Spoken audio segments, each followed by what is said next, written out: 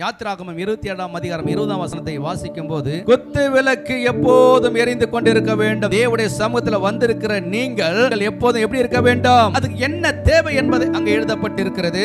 எரிய வேண்டும் என்றால் இடித்து பிடிக்கப்பட ஒரு எண்ணெய், அதுவும் தெளிந்த ஒரு எண்ணெய். தேவனுடைய பிள்ளைகள் நீங்களும் நானும் எப்போதும் எரிந்திருக்க வேண்டும். ஏனென்ற குத்து விளக்கு தேவனுடைய சமூகத்துல இருக்கிற ஒரு விளக்கு. நீங்களும் நானும் தேவனுடைய சமூகத்துக்கு இயேசுவை ஏற்றுக்கொண்டு வந்திருக்கிற நாம் எப்போதும் எரிந்து கொண்டிருக்கிறவர்களாய் இருக்க வேண்டும். எரிந்து கொண்டிருப்பது என்ன?